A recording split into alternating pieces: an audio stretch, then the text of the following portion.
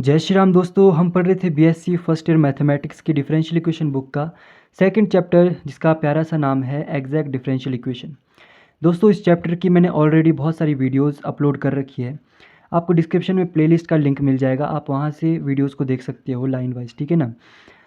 आज इसका question number 8 start हो रहा है। और हाँ, एक और बात, अगर आपको सबकी पीडीएफ चाहिए ना, तो टेलीग्राम चैनल का लिंक मैंने डिस्क्रिप्शन में दे रखा है, आप जाके ज्वाइन कर सकते हैं और वहाँ से फ्री में पीडीएफ डाउनलोड कर सकते हैं। ठीक है, क्वेश्चन नंबर 8 है हमारे पास, find the integrating factor of the differential equation. हमारे पास एक डिफरेंशियल इक्वेशन दे रखी है और इसका क्या करना है, इंटीग्रेटिंग फैक्टर फाइंड आउट करना है और इसको सॉल्व करना है, ठीक है ना, हैंस सॉल्व इट।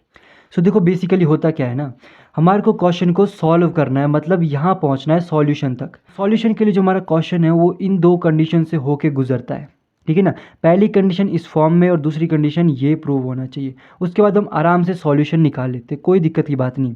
बट होता क्या है ना, अब यहाँ पर क्या हो रहा है, इंटीग्रेटिंग फैक्टर की ज़रूरत क्यों पड़ रही है, क्योंकि पहली कंडीशन तो इक्वेशन सेटिस्फाई कर लेती है, पर दूसरी कंडीशन ये हो नहीं पाता है, ठीक है ना। तो जैसे हमारे पास क्वेश्चन है, ये हमारे पास क्वेश्चन है y-1 dx minus x d y is equal to 0। मैंने क्या किया, देखो इसको हम dx के साथ जो होता है उसको m बोलते हैं, dy के साथ होता है उसको क्या बोलते हैं, n बोलते हैं। जब मैंने क्या किया, m की डिफ्रेंशिएशन y के रिस्पेक्ट में करी तो यहाँ पे आ गया 1, n की डिफ्रेंशिएशन x के रिस्पेक्ट में करी तो यहाँ पे आ गया -1।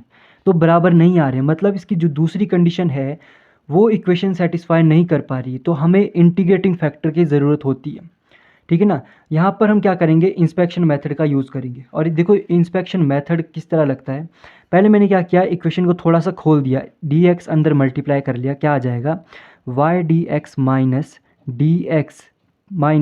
x dy is equals to 0। अब y dx और x dy को एक साथ लिख लेते हैं।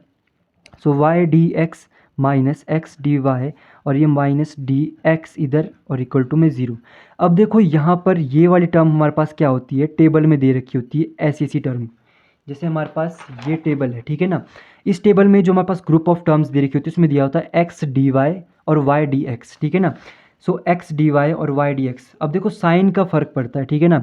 यहाँ बीच में माइनस है तो 4 टर्म इसमें ऐसी होती है जो माइनस की है और 4 टर्म इसमें ऐसी होती है जो प्लस की है, तो हमें माइनस वाली देखनी है क्योंकि ये भी माइनस वाली है, ठीक है ना। माइनस वाली, इतना पता लग गया कि ये माइनस वाली टर्म्स देखनी है और इसमें इंटीग्रेटिंग फैक्टर कौन सा होगा वो हमें बताएगा अगले वाला है हमारे पास डी एक्स। तो यहाँ पर हम क्या डालें कि हमारे पास बहुत ईजी हो जाए करने के लिए, तो x के साथ x डालेंगे तो अच्छा रहेगा करने के लिए, ठीक है ना। तो हम पहले वाली टर्म ले लेते, तो हमने इंटीग्रेटिंग फैक्टर क्या लिया, 1/x का स्क्वायर, ठीक है ना। इस तरह हम क्या कर लेते हैं, लेट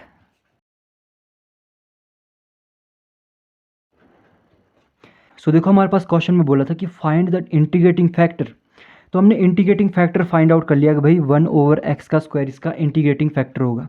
अब देखो इंटीग्रेटिंग फैक्टर हुआ तो मतलब ये क्या करेगा, ये दूसरी कंडीशन को सेटिस्फाई करा देगा, कैसे, इसमें मल्टीप्लाई होके। तो इसको इक्वेशन में मल्टीप्लाई कर लेते हैं, क्या हो जाएगा हमारे पास, इसमें कर लेते हैं मल्टीप्लाई, ठीक है ना। y/x का स्क्वायर dx माइनस x/x का स्क्वायर dy माइनस 1/x का square dx is equal to 0। इससे ये कटा। अब देखो यहाँ पर क्या है, dx और dx वाले में एक साथ ले लेता हूँ, क्या आ जाएगा, y/x का स्क्वायर और यहाँ से 1 माइनस 1/x का स्क्वायर, यह आ जाएगा dx के अंदर और यहाँ पर बचेगा हमारे पास प्लस में ये 1/x dy is equal to 0, ठीक है ना।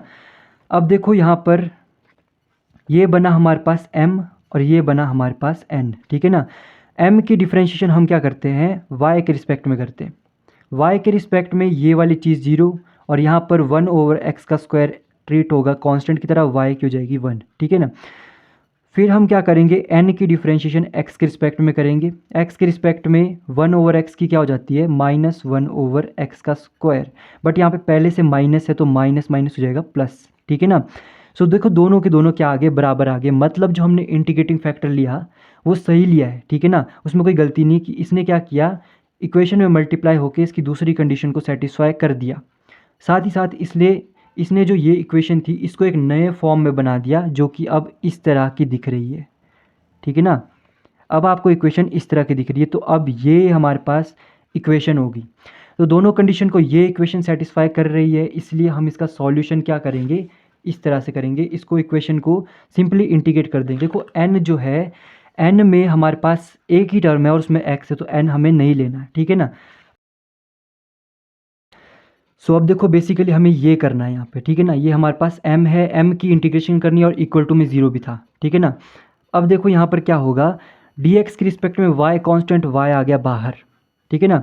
इसको हम लिख सकते हैं x की पावर में -2, इसको करेंगे x के dx के रिस्पेक्ट में, और यहाँ पर इसको हम लिख सकते हैं x की पावर में -2 dx इज इक्वल टू में c, ठीक है ना। सो y और इसकी क्या हो जाती है, इंटीग्रेशन जब करते हैं तो एडिशन हो जाती है ऊपर, ठीक है ना। एडिशन होगी तो यहाँ पर हो जाएगा -1 और नीचे भी आएगा -1, तो माइनस आ गया बाहर, ये x आ जाएगा नीचे, तो y/x -y/x।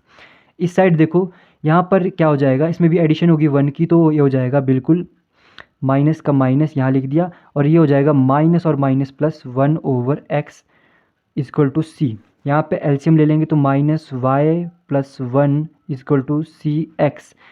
तो हम यहाँ पे y की वैल्यू निकाल सकते हैं, y की वैल्यू क्या आ जाएगी 1 - cx, ठीक है ना। y को परे लेके cx को इधर लाया तो यहाँ पे ये हो जाएगा, ये क्या हो गया इसका सॉल्यूशन। सो इंटीग्रेटिंग फैक्टर क्या आया 1/x का स्क्वायर, और सॉल्यूशन क्या आ गया, देखो इंटीग्रेटिंग फैक्टर आया ये और सॉल्यूशन आ गया ये, ठीक है ना।